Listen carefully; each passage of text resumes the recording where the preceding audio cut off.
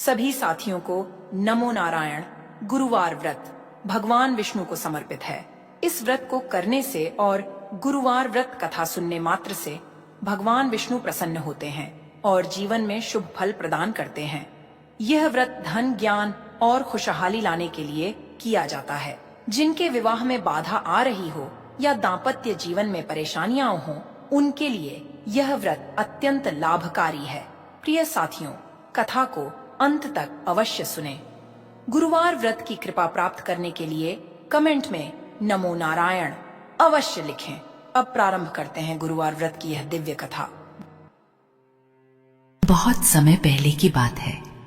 भारतवर्ष के एक छोटे से गांव में, जहां जीवन की डोर प्रकृति के हाथों में थी और हर सुबह सूर्य की किरणें नई आशा के साथ उगती थीं, पर कभी कभी घोर निराशा के बादल भी छा जाते थे। उसी गांव में कमला नाम की एक स्त्री रहती थी।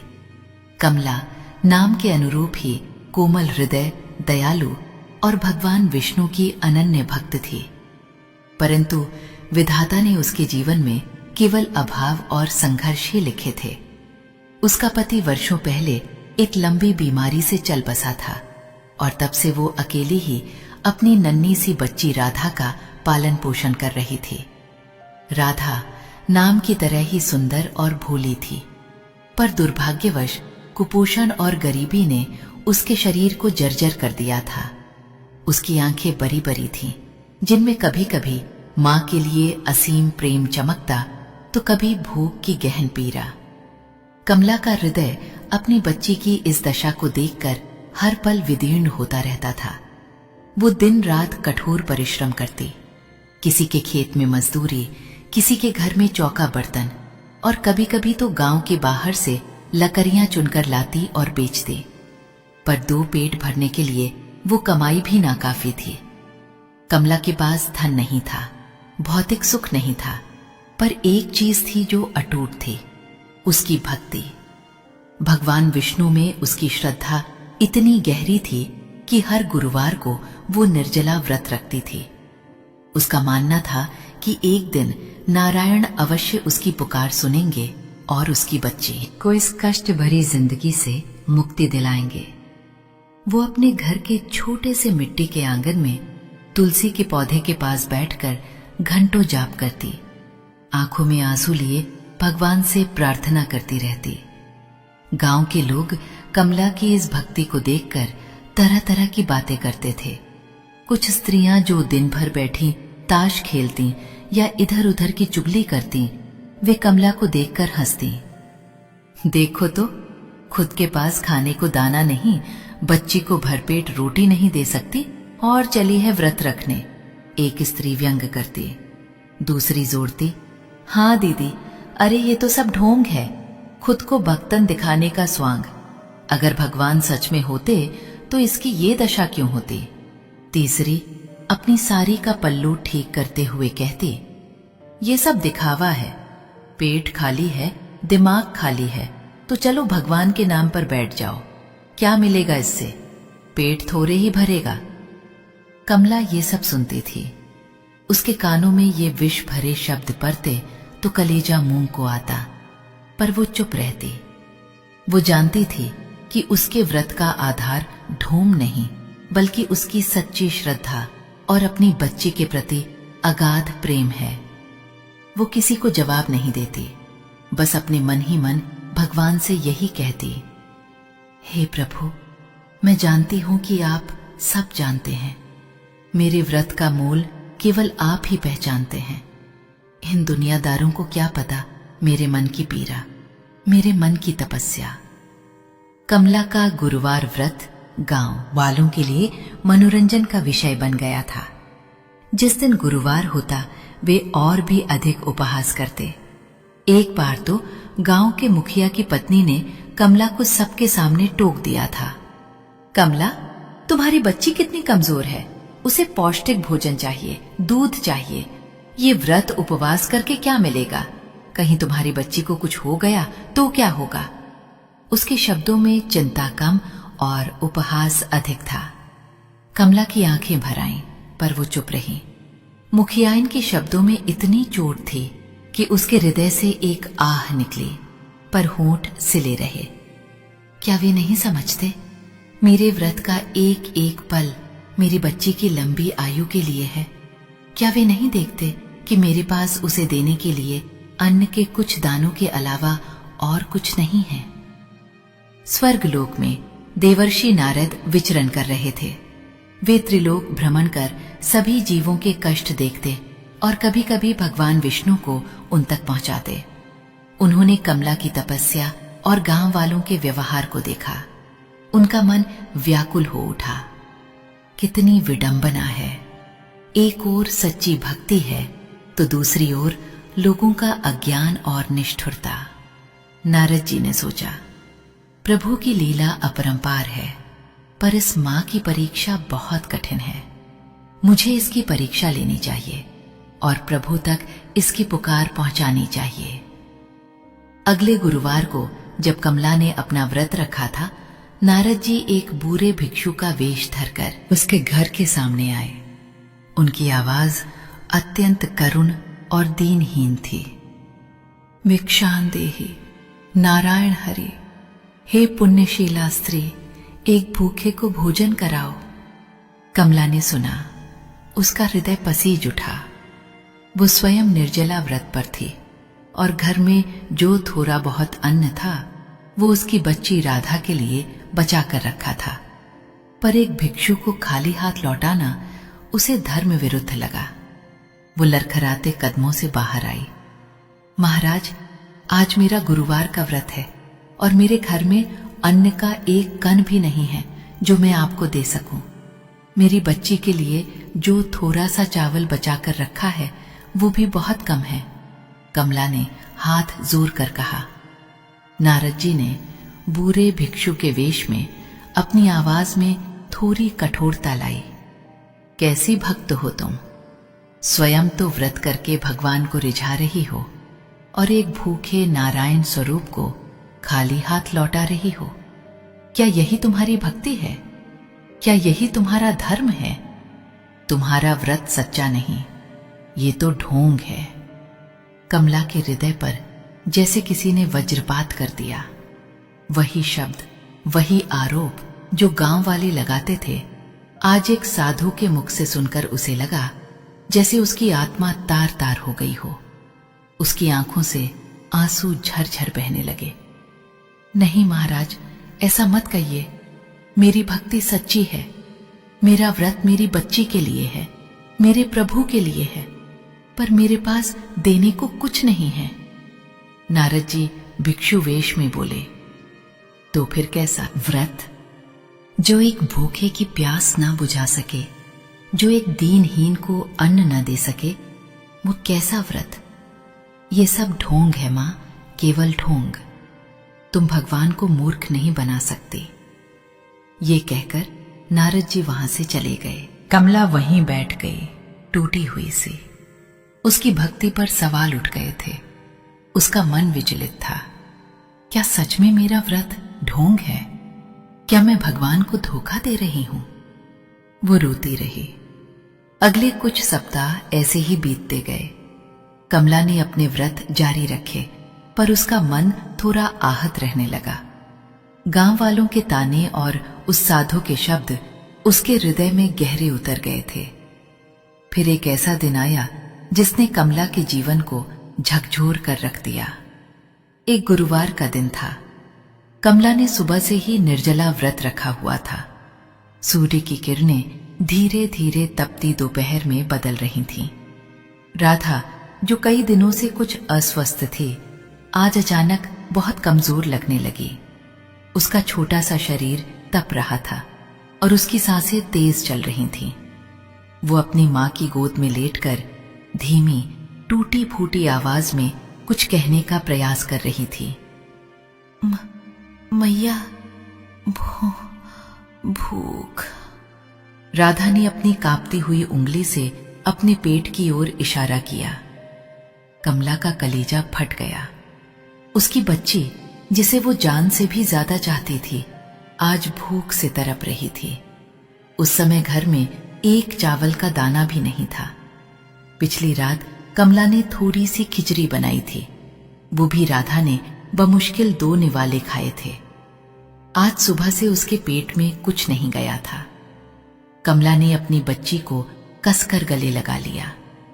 मेरी नन्हा सा बालक, मेरी लाडो, थोड़ा धैर्य रखो, अभी मैं कहीं से कुछ लाती हूं। पर राधा की आंखें खुलने लगी थीं, वो बेसुध सी होने लगी। मैया, उसकी आवाज और भी धीमी हो गई।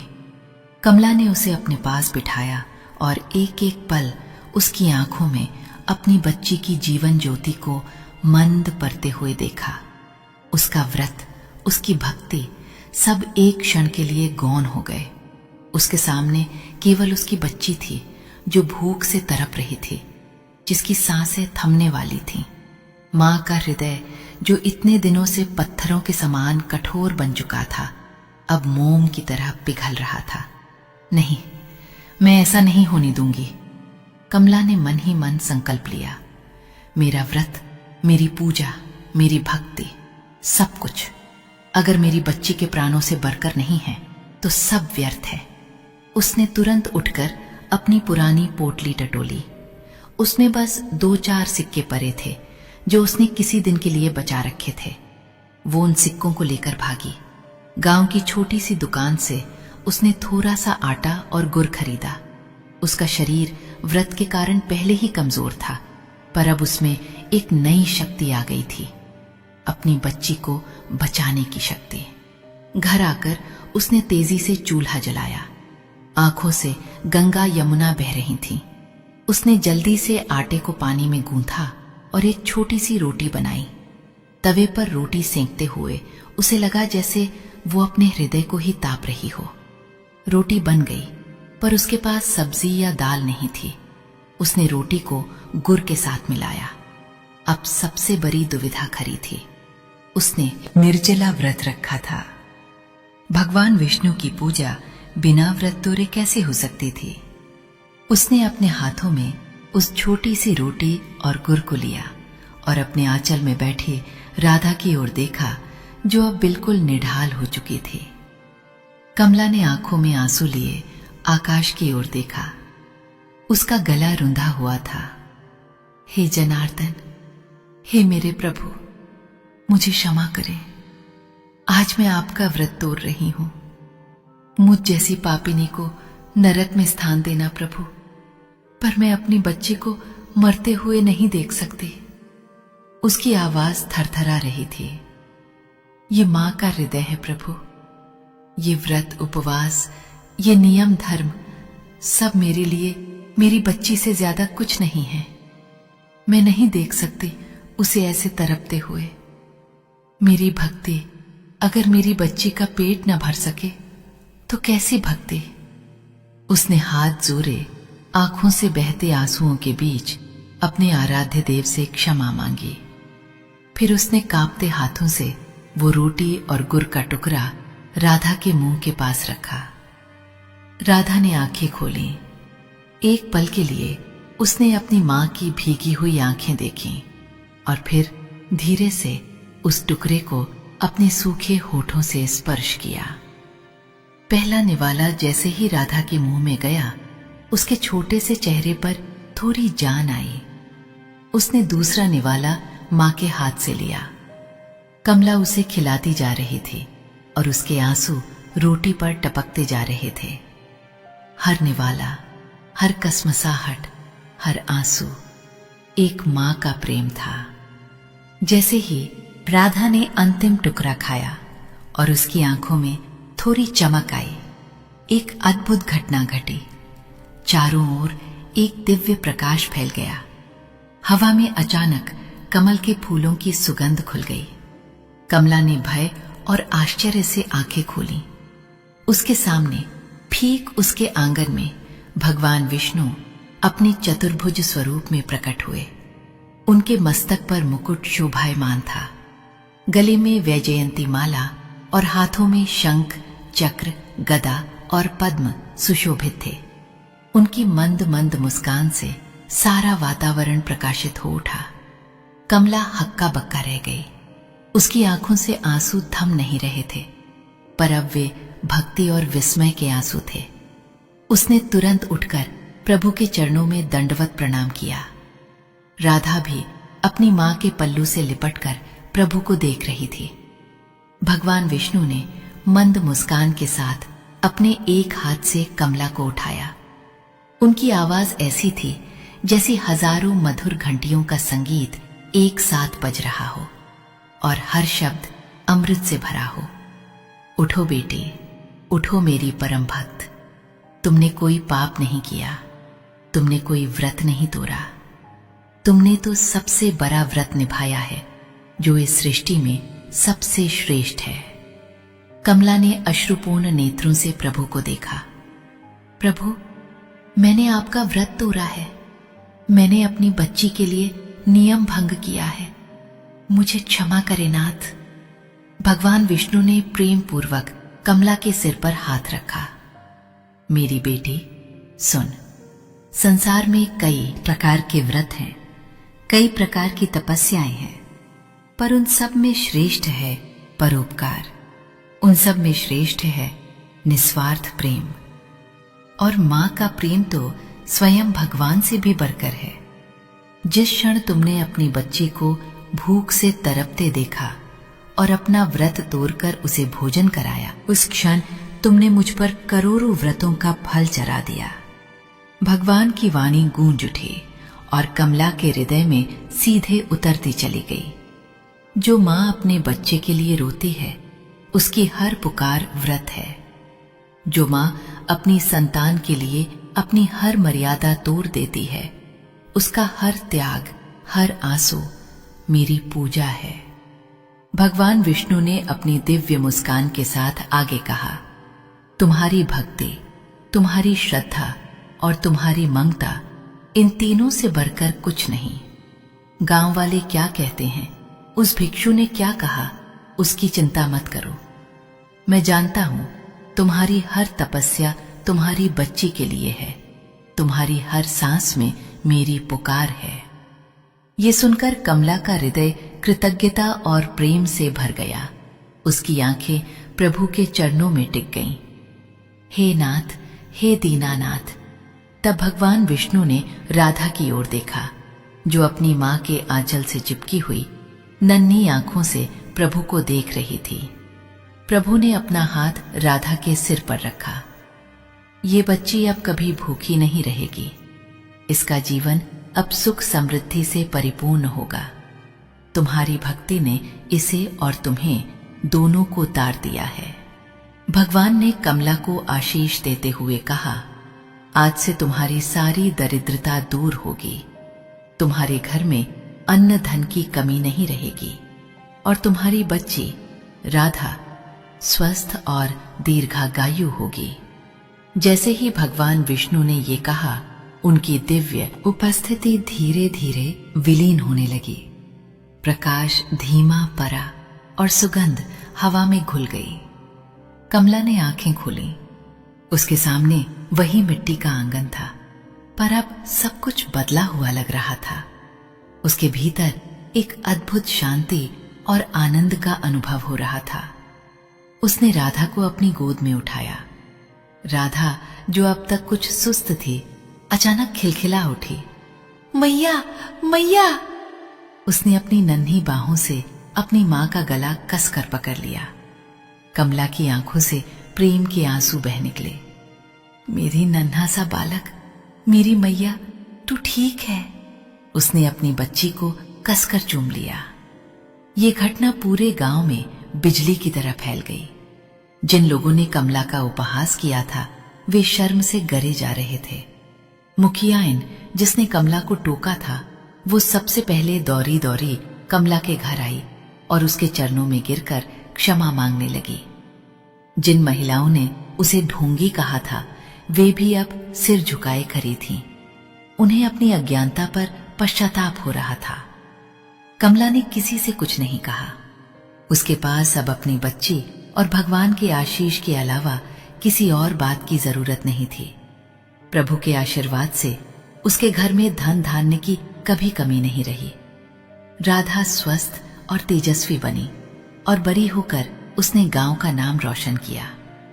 कमला अपनी बच्ची के साथ सुखमय जीवन व्यतीत करने लगी, पर उसने कभी अपनी भक्ति नहीं छोड़ी। गुरुवार का व्रत वो अब भी रखती थी, पर अब उसके मन में कोई संशय नहीं था। उसे पता था कि सबसे बड़ा व्रत, सबसे बड़ी तपस्या, सबसे बड़ी पूजा केवल एक मां का निस्वार्थ प्रेम है, और भगवान विष्णु ने स्वयं आकर इस सत्य की घोषणा कर दी थी। साथियों, जब भी आप किसी मां को अपने बच्चे के लिए संघर्ष करते देखें तो समझ लें कि उसकी हर आह, हर आंसू, हर पुकार स्वयं ईश्वर का दिया हुआ एक अचल अविनाशी व्रत है। ये कथा हमें यही सिखाती है कि सच्चा धर्म, सच्ची भक्ति मंदिरों में बैठे देवों को प्रसन्न करने में नहीं, बल्कि अपने सबसे प्रिय, सब छोटे, सबसे कमजोर के प्रति प्रेम और कर्तव्य निभाने में निहित है। क्योंकि जहां प्रेम है वहां स्वयं नारायण का वास है। प्रिय साथियों, इस वीडियो में गुरुवार व्रत की पावन कथा यहीं पर समापन होती है। हम कामना करते हैं कि प्रभु श्री हरि की कृपा बनी रहे, आपके जीवन में सदैव सुख, शांति, समृद्धि हो और सकारात्मक ऊर्जा का संचार होती रहे। यह विशेष दिन न केवल भक्ति भाव से भर देती है, बल्कि हमारे जीवन में एकता, प्रेम और आस्था का संदेश भी लेकर आती है। गुरुवार व्रत की कथा को सुनने के लिए हृदय से धन्यवाद। कृपया अपने विचार और अनुभव कमेंट में अवश्य साझा करें और नमो नारायण लिखना न भूलें। आपके द्वारा किए गए कमेंट्स न केवल आपको प्रेरित करेंगे, बल्कि अन्य दर्शकों के लिए भी भक्ति और श्रद्धा का स्रोत बनेंगे। जय श्री हरि, जय जगत के पालनहार।